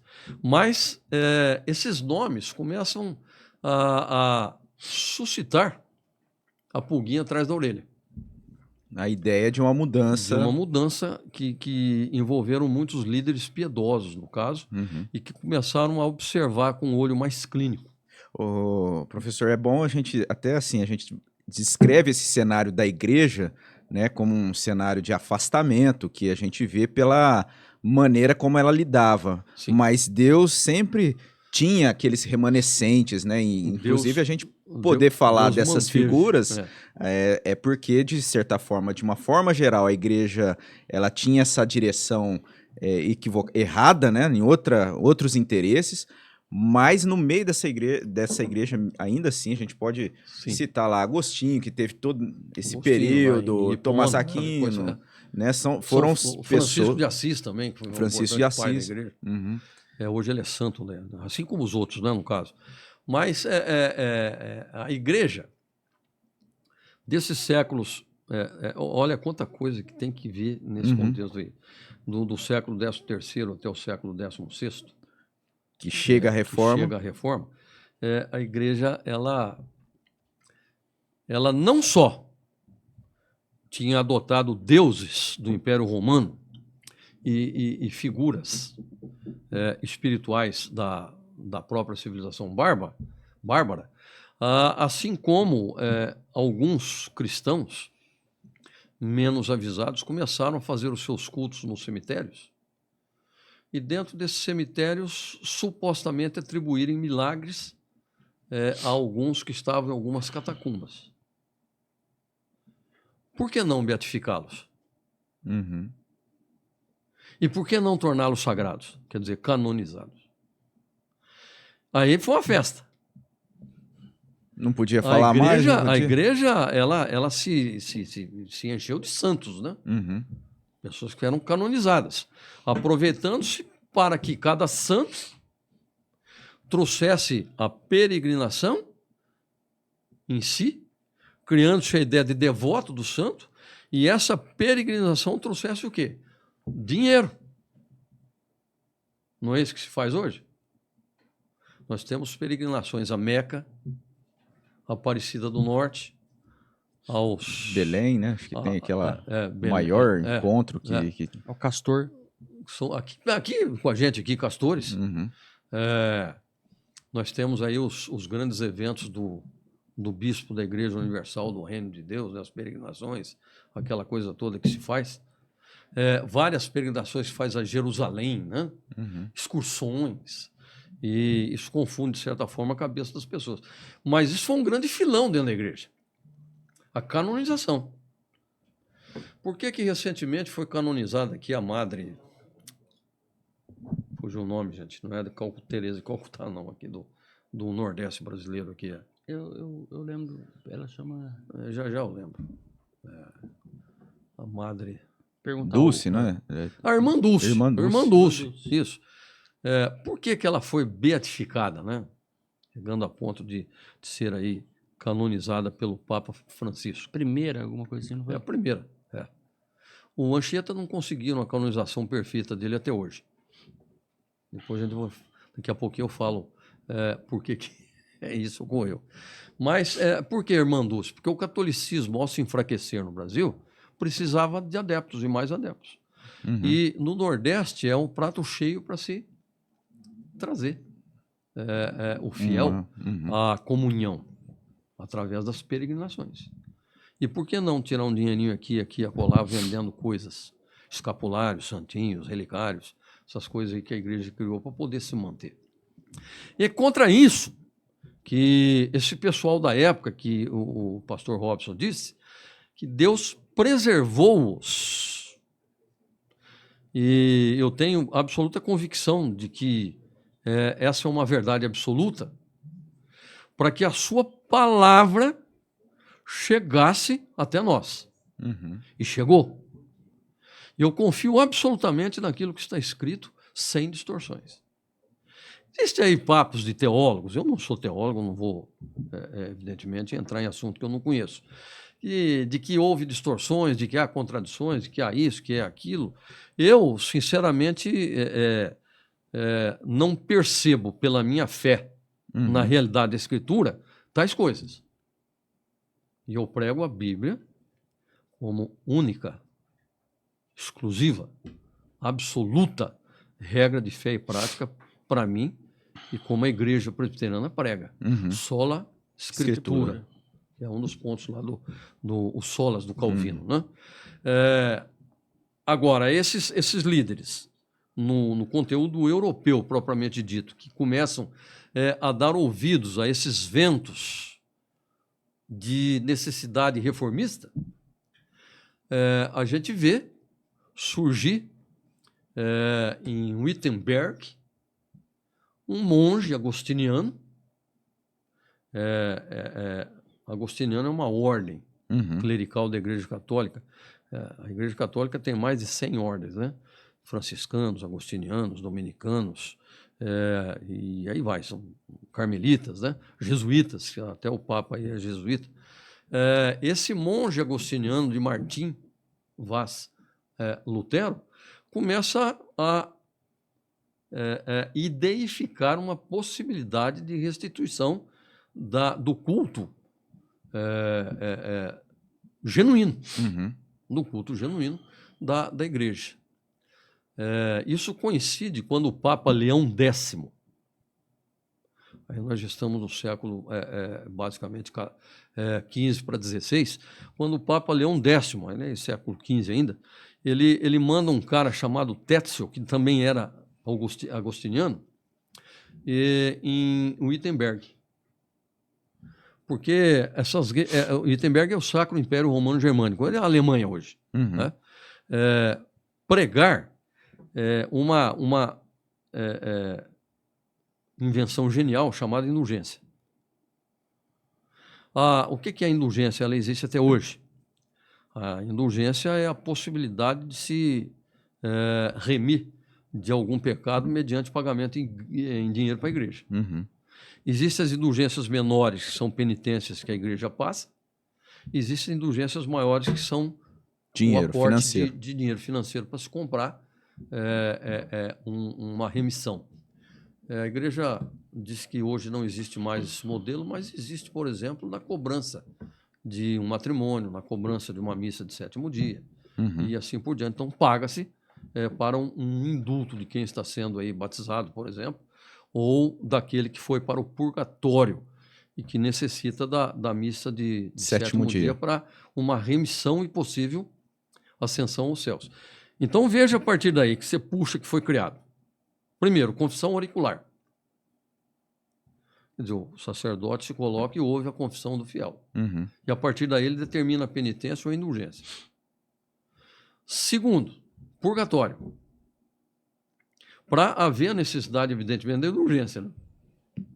O purgatório é para onde vai as almas das pessoas pós-morte, esperando ali penitências dos que ficaram vivos na terra e orações para irem ao purgatório ou pagamento Seria aí uma recompensa E para que isso possivelmente acontecesse. isso aí foi uma influência também do pensamento ali oriental, né? Claro, De claro. uma mitologia, enfim. Vem da mitologia que Eu se jogava. pensava que tinha uma comparação assim, até os deuses pagãos, que tinha aquela questão da moeda, o cara Sim, entrar no... É isso claro, mesmo. sempre foi É assim. isso? O sacerdócio levítico, né? Se não trouxesse a picanha do sacerdote, o que acontecia? Não entrava o sacrifício. Meu Deus do céu. Lembro ali dos filhos de Eli. Esse Culto pessoal, estranho, né? Culto estranho, né? Sempre tinha essas coisas. E sempre tem. Uhum. Então, aí cria-se um monte de coisa aí. Agora o Papa Francisco está tentando exterminar essa ideia de purgatório, mas eu acho que ele não vai ter vida suficiente para isso, nem ele, nem o próximo.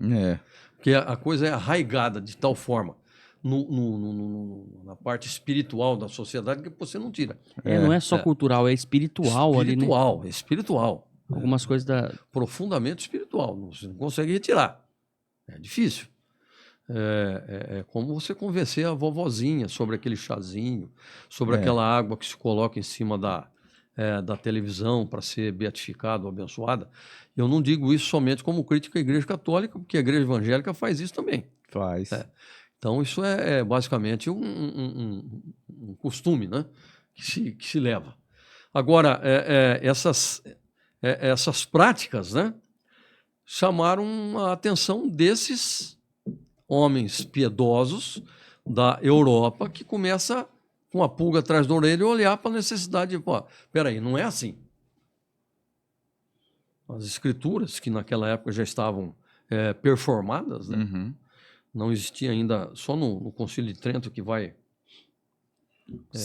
Formar sistematizar. Que ano mais ou menos? O Concílio de Trento é 1545. É a partir dali que se formata a Bíblia que você tem hoje. Conservou-se apócrifos no Antigo Testamento da Igreja Católica. Esse é o livro de Judite, Tobias, 1º e 2º Macabeus, Eclesiástico, Sabedoria, né?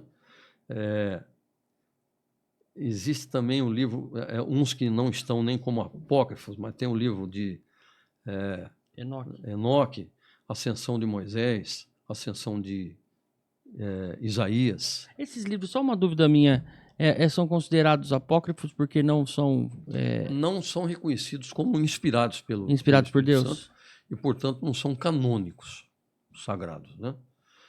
São então, históricos. São históricos, livros históricos. Inclusive, para a gente entender muito da história dos hebreus, dos judeus, é interessante Macabeus. Ali você aprende muito, é uma sugestão que eu faço. Uhum. O pessoal lê Macabeus da Igreja da Bíblia Católica. Ali você tem muita informação a respeito da história do povo hebreu, do povo judeu. Esse período intertestamentário, né? A gente então, tem... existem esses livros apócrifos no Antigo Testamento. Existem os livros proféticos, que vêm até basicamente Malaquias, né? E ali depois você tem um salto de 400 anos com João Batista. Agora existe o Evangelho de João Batista, o Evangelho de Marcos, o Evangelho de Mateus, o Evangelho de João, o Evangelho de Lucas, o Evangelho de Maria Madalena, o Evangelho de Tomé. Inclusive, criou no Evangelho de Tomé, ele intitula-se Dídimo. Não sei se já ouviram essa. Tomé, o Dídimo. O que significa Dídimo? Dídimerá. Significa gêmeo. Dídimo. Dizendo que ela era irmão gêmeo de Jesus. Olha a ideia. E diziam também que ela era muito parecido com Jesus, daí o nome Dídimo. Né?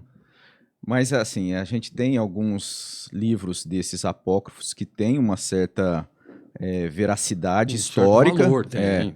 Mas tem muito desses que são considerados aí apócrifos e que a gente desconsidera, tá muito em cima de mitologia também, né? Muitas histórias, evangelhos que vão registrar Jesus na época da infância, a gente não tem nenhum tipo de, que brincava, de base. Ele fazia aqueles animais, bonequinhos de barro, e soprava os bonequinhos. Andava. Então, assim, essas coisas a gente desconsidera. O importante do texto inspirado, a gente crê nesses textos canônicos porque Deus mesmo concedeu, manteve durante a história, sendo usado, sendo ali, dando direção para a igreja. Por isso que a gente tem, e esses concílios que foram feitos, eles reavaliavam, né, se esse livro ele realmente estava ali correspondendo àquilo que trazia da vontade de Deus. Então, tem um livro,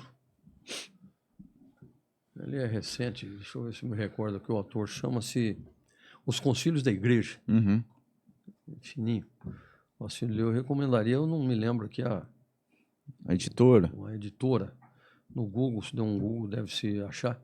Eu recomendaria Os Concílios da Igreja, a leitura, para você ver Deus trabalhando na preservação da sua vontade e da sua palavra. Então, por isso que a gente, né, crê que é nessa inspiração, porque esses textos também, igual mesmo esse texto de Macabeus, o livro de Macabeus, não lembro se é a primeira ou a segunda Macabeus, o próprio autor, ele escreve que ele registra ali algo que não é digno de total confiança. Registra ali a participação humana dele. E diferente dos textos inspirados, que falam, assim diz o Senhor, né? Então assim, esses textos inspirados, eles estão ali, realmente eles mesmos, comprovando de si. Tem até em Atos alguma parte que Paulo fala que ele achava que ele estava falando, mas ele era inspirado por Deus, né? Sim. Não tem alguma coisa assim? Digo eu, não o Senhor, ou digo o Senhor, não eu. Eu sempre dizia isso. Mas sempre obedecendo ao que a Escritura trazia. E a gente vê isso sendo mantido, né, na história, sendo preservado como instrumento de Deus. Por isso a gente crê no livro canônico inspirado, no texto canônico inspirado. Porque na época de Paulo, na verdade, um pouquinho posterior, ele não tinha as cartas de Paulo, evidentemente. Porque estava escrevendo. Então eles ouviam, né, nas igrejas, e depois é que elas foram compiladas. E quando a gente olha lá, já nas vésperas da Reforma, igual a gente falou no renascentismo, isso aí tudo era um movimento que trazia, né, que buscava retornar algumas bases confiáveis, né? Era uma percepção que falou, o mundo está caminhando numa direção que não está boa, não está legal. Não tá tanto legal. Religiosamente, como na ciência, né, na política. Então, o mundo está indo para uma direção errada, a gente precisa retornar. Exatamente, né? E daí, seria uma reforma. Renascimento. Eu digo até mais de uma reforma, eu acho o nome reforma um pouquinho até fraco do que aconteceu, porque reforma você faz quando você reforma uma casa. A estrutura continua a mesma estrutura. Você bota um cômodo ali, outro aqui, derruba uma parede ali, uma tinta. Aí foi uma reforma. Mas da reforma religiosa não aconteceu isso, foi uma reforma de base. Uma reforma doutrinária, teológica, profunda, que não tem nada a ver com o que permaneceu e com o que está rescindindo na parte aí romana, né, na verdade. Tetzel vai ao Wittenberg, recolher grana, faz ali aquele comício. Não estava tendo muitas saídas, indulgências, porque o povo era pobre, não tinha dinheiro. Aí ele tem até o filme. Lutero. Também recomendo o pessoal aí assistir. O Tetzel sobe num palanque e bota fogo no próprio braço, né? E levanta o braço assim, incendiado, e disse: isso é o que vai acontecer com vocês no inferno, se não obedecerem a minha palavra de hoje, que é a indulgência essencial à entrada do fiel no seio do Senhor ou nos céus. Até eu ficaria com medo. Pessoal simples, né? Imagina. Até eu ficaria com medo. E aí foi a festa de vendas, né? E Lutero, observando aquilo, ele já havia escrito alguma coisa sobre as indulgências, ele prepara suas teses contra, evidentemente, as indulgências e a própria situação da igreja, e uns dizem que ele afixou a porta da catedral de Wittenberg. Não temos essa informação histórica. Outros dizem que ele leu ali a partir do pórtico da igreja de Wittenberg. Mas não importa, se leu ou afixou, o fato é que elas chegaram ao público. Na época não tinha o WhatsApp, não tinha nada disso, então a informação ela caminhava muito lentamente. Agora, isso gerou uma polvorosa entre os reis e príncipes da Europa do Norte, que é a Europa pobre. A Europa mais rica era a Europa católica, por incrível que pareça. Aí você pegar desde da Capadócia, Turquia, passando pelo Bizâncio, Império Bizantino, onde hoje é a Romênia, tanto é que a Romênia é considerado um país de língua latina o romeno. Uhum. Até o reverendo Gilberto está lá, né? Sim. Eu converso muito com ele. Então tem muito vocábulo de origem latina.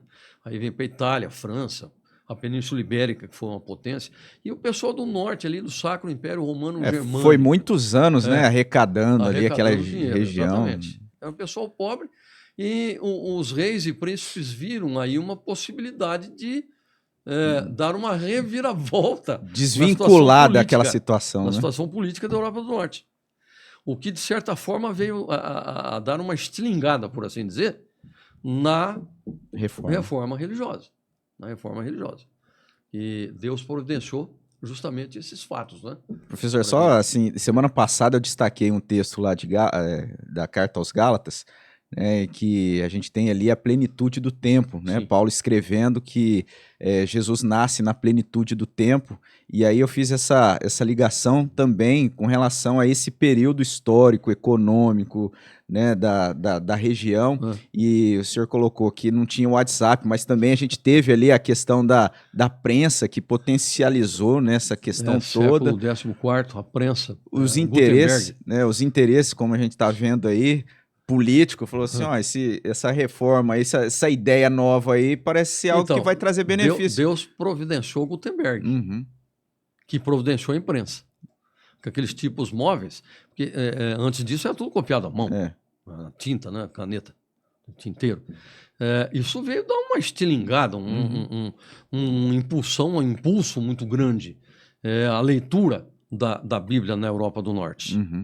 Do que se aproveita, evidentemente, Lutero, um pouquinho mais tarde, que foi em 1517, né? Dia 31 de outubro foi o marco inicial, para fazer o quê? Proliferar a Bíblia.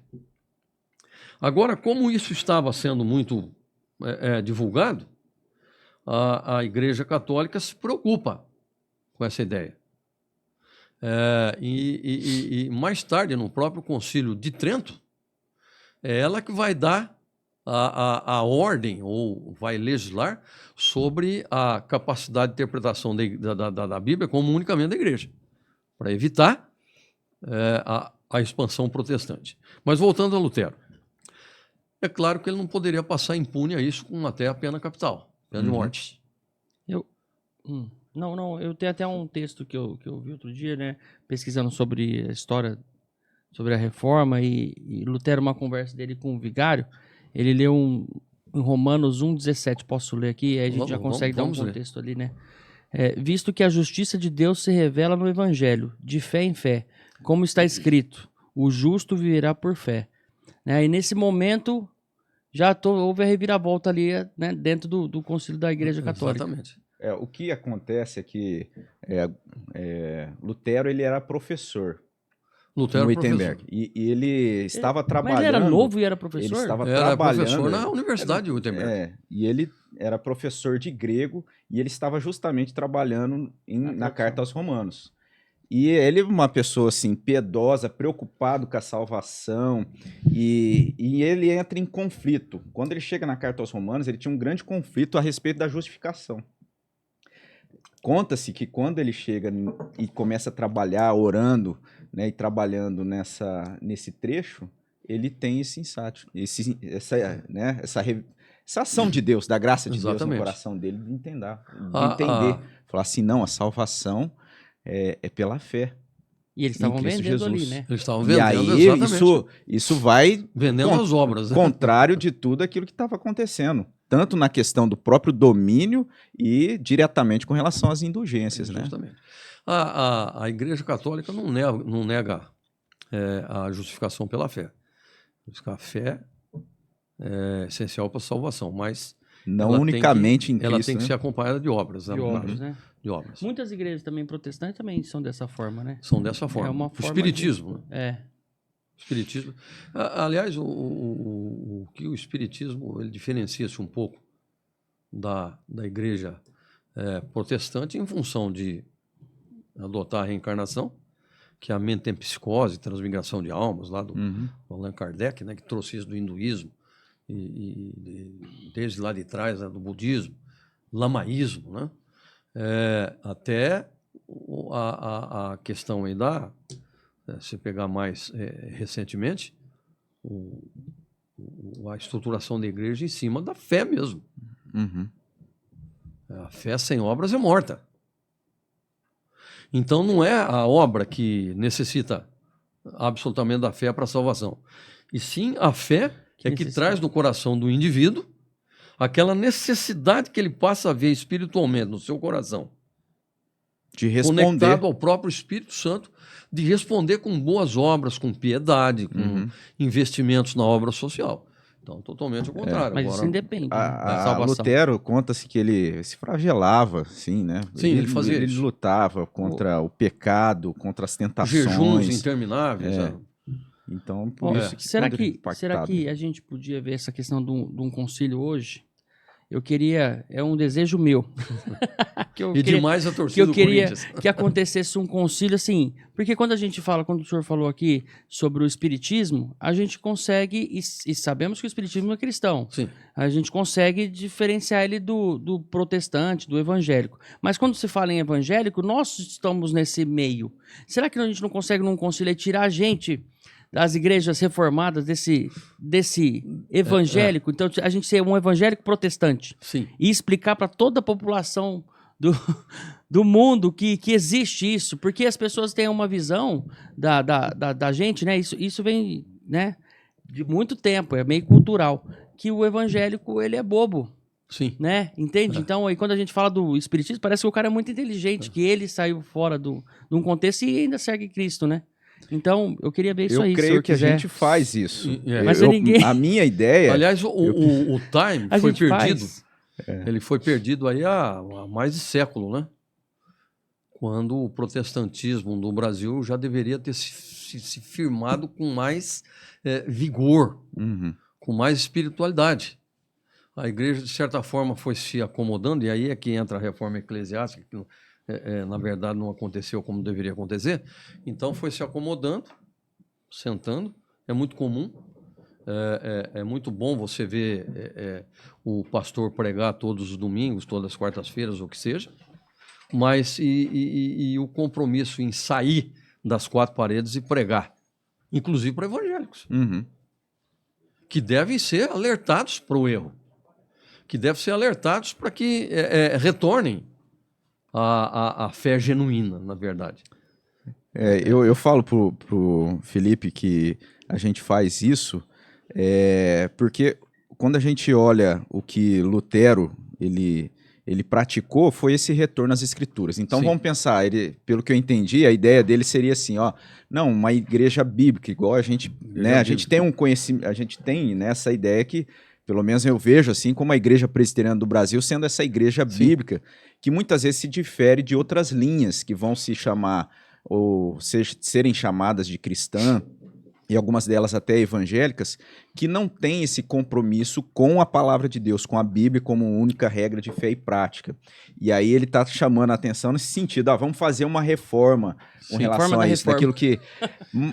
A ideia da reforma é que a gente reforma e sempre reformando, né? E quando a gente vive isso e quando a gente procura aplicar isso na nossa vida, eu creio que, de certa forma, a gente está fazendo esse movimento. Sim. Mas a gente depende que Deus opere também, e aí é aquilo que a gente sempre ora, né, um dos motivos de oração que está no nosso boletim como principal pedido de oração é o reavivamento bíblico. É o que o Felipe, avivamento bíblico, o Felipe, né? falou, evangelizar evangélicos. Avivamento bíblico. A gente precisa, porque às vezes a gente, dentro da igreja, a gente tem uma tendência, às vezes, de não corresponder a isso, como o professor colocou. Falou assim, vai na igreja, chega lá no domingo, sai da igreja, acabou até domingo que vem, aí eu volto de novo. Inclusive, até o próprio lugar que você senta, ele é fornecido em comodato. Tipo não, assim. Não, mas lá na nossa não tem isso, não. Tem, Felipe? A gente até falou aqui, irmãos, vocês que tem um lugar marcado. Tô brincando. Deixa o lenço ali, a Bíblia. Deve ter gente que tem a Bíblia para marcar o lugar. Não, mas tem gente que nem ousa pegar o lugar da pessoa. Então, nesse contexto aí, a reforma religiosa, ela foi muito teológica e precisava ter sido melhor burilada em termos de reforma eclesiástica, né? Uhum. Porque certa vez o pessoal me convidou para fazer uma palestra num centro espírita, e eu fui, lógico. Até para a mocidade lá do centro espírita, falei dentro da Bíblia, tudo. Uhum. Aí depois eles começaram os trabalhos dele, e aí o dirigente lá da mesa, ele abriu a Bíblia num texto e fez a exposição. Parecia uma igreja evangélica. Normal. Uhum. Aí depois é que foi reunida a mesa branca, né? Pelos 7 principais líderes, aquela coisa toda, e que se faz a incorporação de entidades. Até depois um amigo meu espírita brincou comigo, me chama de alemão. Ô, alemão, você não tem esse dom da incorporação, da mediunidade? Eu falei, tenho. Aí assustou. Aí ele ficou assustado, né? Tenho, a partir do momento que Cristo, pelo seu Espírito, se incorporou em mim. E hoje eu falo pela Bíblia como a boca de Cristo, a boca de Deus. Essa foi a questão da incorporação. Agora, a incorporação de entidades, espíritos aí, que, aliás, eu nem sei o que é isso não acredito. Não, e na Bíblia mesmo tem, né, que a gente não pode, né, acessar isso. Nos mortos. 2 primeiros séculos, a igreja acreditava em reencarnação. Esqueci de falar lá no começo, Uhum. mas eles tinham reencarnação. O Concílio de Nicéia que cortou. É aquela influência daquela cristianização, né, sem Exatamente, base. sem base. E é o que a gente vê, talvez essa crítica que o Felipe está colocando, né, que hoje o pessoal se denomina evangélico, mas não tem uma doutrinação, não tem um conhecimento bíblico por conta disso. É influência, recebe aquilo, acha legal e passa muitos, né, tá no meio sem... durante a história da igreja, pregou lá. É necessário nascer de novo, Jesus disse a Nicodemos, como a qualquer um de nós. Sim. Mas o que é nascido da carne, continua sendo carne. Então, se você tiver uma reencarnação ou 1 milhão de reencarnações, continua sendo carne. Não resolveu o problema. Não resolveu o problema espiritual, continua que é a sendo transformação e a salvação definitiva e eterna. O crente, de certa forma, precisa prestar atenção nessas coisas. É meio que tirado de contexto. É meio que tirado de contexto. Porque volta a carne. Vamos supor que exista a reencarnação. Né? E não julgando quem acredita, não. Mas vai voltar para o pecado. Volta do mesmo jeito. Não é?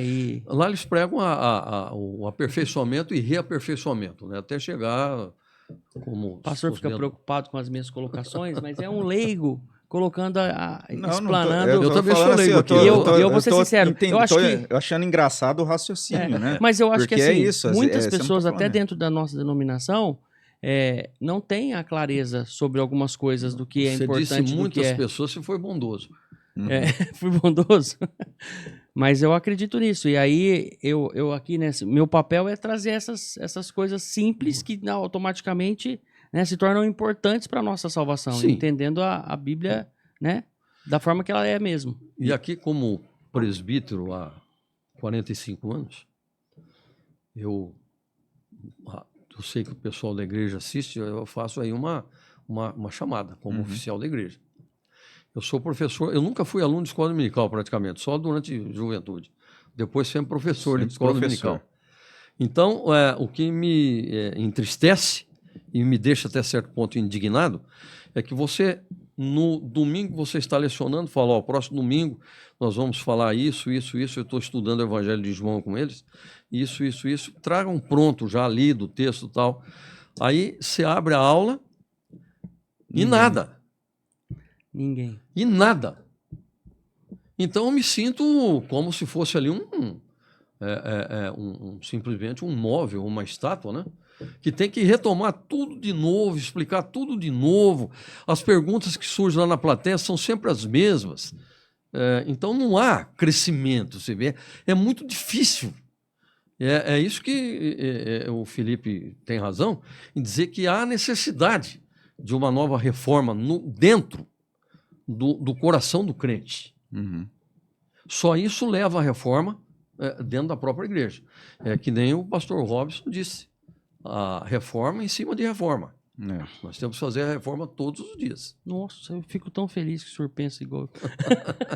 É, porque Não, mas é o pensamento do crente, né? É. É o pensamento do crente. E aí a gente vê que aquela superstição, embora a gente ataque, igual a gente está falando, a gente critique, mas infelizmente é algo da natureza humana, aquele pensamento supersticioso, né? E às vezes isso leva a uma confusão da pessoa compreender a real necessidade, né, dela se colocar diante de Deus racionalmente. É claro que a gente, nas suas emoções também, mas tudo isso com compromisso. Não aquela atitude de, eu vou fazer isso aqui porque eu acho que isso aqui vai dar certo. Isso é o pensamento pagão, supersticioso, né? E algo que foi levando a igreja a chegar, o catolicismo daquela época lá chegou naquele ponto porque se utilizou da superstição. Vamos criar lá um ícone ali, o pessoal vai fazer aquela procissão para ver ele lá, a pessoa vai achar que fez a sua parte, né? E assim vai, e assim caminha. Não, agora vai no domingo, não, já fiz a minha parte. Hoje acontece com várias igrejas evangélicas essa questão aí da superstição. É o dia do sal grosso, o dia de levar roupa para abençoar, é o dia da oração poderosa para isso, oração poderosa para aquilo, para empresário, para isso. Então, a grande parte de denominações praticam isso. Agora, entre presbiterianos, a coisa é mais velada, porque o sujeito tem medo de fazer isso na igreja. Ele faz em casa. Ele deixa a Bíblia aberta no Salmo 91, né? 91. Para trazer proteção para casa. Ele deixa. Ele coloca a Bíblia no porta-luvas do carro para andar sempre com a Bíblia, porque a Bíblia protege ele de várias coisas. Coloca o sal grosso na porta. Tem muita gente. Aí não, entendeu? Não, eu vou entregar então. Eu conheço uma mulher, por exemplo, que ela já irmão. Faleceu, que colocava a vassoura atrás da porta de ponta cabeça. Aí, ó. Tá Pra visita ir embora? E do sapato acho que é isso, né? Ponta cabeça aí, a mãe Então morrer. tem muita contaminação. Você vê como uma contaminação virulenta, ela se propaga através do tempo. E é difícil você exterminar com isso. Muito difícil. Olha, a gente nem chegou em João Calvino. Nosso horário avança muito rápido quando a conversa é muito boa. Foi uma aula de história, sim. Você tá maluco? E a gente nem usou a linha do tempo do que eu acho que era. Mas esse teu livro tá faltando muita coisa. Mas tá muito defasado. Olha a finurinha disso aqui perto do professor. Professor, eu gostaria da gente continuar esse papo. Eu acho que seria interessante se o senhor tiver disponibilidade. Vamos, a disponibilidade. Eu sou aposentado por um lado. Tem pouco até pra gente continuar nessa cronologia, né? Sim, isso. Marca aí, Lutero. Lutero não tem como se dizer, até por conta, o vídeo deve estar subindo aqui no contexto do dia 31 de outubro, né? Esse episódio vai estar ali nesse momento, o pessoal vai estar acompanhando e a gente vai poder trazer um pouco mais disso, desse momento, isso que é tão valioso, precioso para a vida da igreja, né? E contar com o senhor. A gente teria para discutir aqui a reforma calvinista, anglicana, presbiterianos, puritanos, luteranos, e teríamos que, muito pouco se fala isso na igreja, a reforma religiosa na Península Ibérica. Não se fala nisso. Vocês têm alguns nomes da Península Ibérica? Península Ibérica. Portugal e Espanha. Eu nem faço ideia. Eu vou buscar isso agora. Vamos deixar isso como uma degustação, cereja, uma degustação para a próxima, né? E a reforma do Brasil, gente. A reforma religiosa do Brasil. Vamos falar sobre isso. Vamos falar. Legal. Eu sabe o que eu queria? Eu queria te propor uma parceria aqui no estúdio, né? Paralelo talvez ao Calvinamente, mas gostaria que o pastor participasse disso. A gente vem, não dando murro em ponta de faca, mas toda vez num culto, numa aula dominical, o senhor tem que retomar tudo isso. E eu te proponho a gente fazer talvez uma aula aqui, numa forma de podcast, quando alguém falar, não, estudei, dá uma olhada naquele episódio. Exatamente, vamos fazer. Se o senhor topar, o senhor ganhou um podcast aqui e vamos fazer um paralelo ao Calvinamente, talvez. Eu tenho um outro canal que a gente faz, né, mas a gente pode começar um novo, pode fazer o que o senhor achar melhor, um canal seu, canal do Alemão, dicas de teologia. Vamos fazer junto, né? Eu acho que seria interessante a gente trazer a história e trazer... Geografia bíblica, né? Nossa, e quando surgiu o assunto também, a gente fala de geopolítica, gosto muito de geopolítica. Esse assunto sei que o senhor domina também. Bem astronomia. Nossa, vai ser um bom parte demais. De ambientalismo. Posso te falar que nós vamos paralelo ao governança irmão. mundial. Olha aí. Fora irmãos, em Cristo nós vamos ser amigos aqui. Eu Opa, vou te com chamar, certeza. vou te Meu encher o irmão saco querido. aqui pra gente Não, trazer conhecimento pra esse povo. claro. Tá bom? Professor, grande privilégio, um prazer assim imenso. Como o Felipe colocou, o tempo aqui a gente entra na história e viaja, né? verdade. É algo maravilhoso. Eu creio que todos aqueles que acompanharam aí teve esse privilégio. A gente vai, então, como a gente disse, ter a oportunidade de poder caminhar um pouco mais. O Felipe tem aí uma lembrança. Uma lembrança aqui do nosso podcast, para o senhor tomar um muito café em obrigado, casa. muito Uma obrigado. forma de... É uma caneca nossa do podcast Calvinamente. Opa, muito Que obrigado. de um lado fala aí do podcast, né? Calvinamente, e Muito do outro obrigado. tem João Calvino aí. Não sei se o senhor conhece esse rapaz. É um Forma amigo uma nosso menor. aí. Parceiro a gente nosso. acaba se disse tornando pra vocês íntimo, né? que professor de história, ele não vive no tempo real. Minha mulher disse que de vez em quando ela fala para mim, pô, volta aqui, vamos conversar num tempo agora, que você está andando ali pela idade antiga, né? Está andando para a história. Aham. Medieval, né? É, um outro tema que surge aqui é a pré-história diante da visão cristã, né? Sim. Muito pouca informação nós temos. E se mistura com muita Verdade, coisa, é. né? E a gente não tem a informação correta. Olha, tem coisa, hein? Tem. Tem. Não, Mas então foi uma a gente não vai benção. parar Hoje, mais. eu creio que Tem coisa. abençoador. Creio que para as nossas vidas, que está tendo esse privilégio, para aqueles que estão acompanhando, a gente sempre E para mim encerra. também. Professor, a gente sempre pede para o convidado fazer uma oração, né? Pelo episódio, pela vida daqueles que estiveram aí acompanhando o episódio. Queria convidar o senhor para nos dirigir numa oração. Vamos orar. Pai bendito, Pai generoso, é muito bom, ó Deus, estarmos aqui, em primeiro lugar, louvando o Teu nome, porque Tu és o nosso Deus único, em quem confiamos.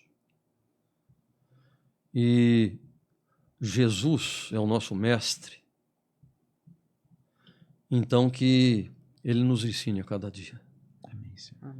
E que possamos, ó Deus, resplandecer em nossas vidas o rosto de Cristo.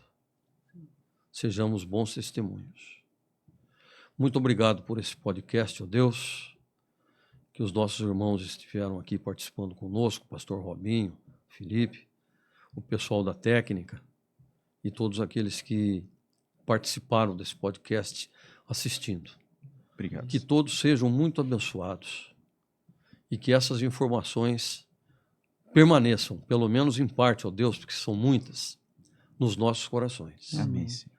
E que sejamos fidedignos, ó Deus, de cumprirmos com a Tua vontade. E que o Senhor sempre nos dê forças, coragem, para que possamos mostrar-nos dignos de havermos sido criados à Tua imagem. Em nome de Jesus. Amém. Amém. Amém. Foi Poxa, que isso. oportunidade. Tem mais alguma... Tem muita coisa, mas não vai dar para nós falar agora. Que oportunidade, muito prazer em te conhecer pessoalmente, já ouvi falar muito do seu trabalho aí na história, Amém. né? E até o Gustavo, que tinha esquecido, falou assim, Felipe, ele é o alemão, né? O senhor falou, depois eu tinha começado aqui, ele falou, tive aula com ele, eu e meu irmão. Eu falei, rapaz, esse cara é uma lenda aqui Gente, eu não da sou educação. nada disso. Eu gostaria de saber 1/10 do que vocês pensam que eu sei. Eu sempre falo isso para minha família, né? Eu gostaria... a minha família acha que eu sou meio doido, então eles não dão muita...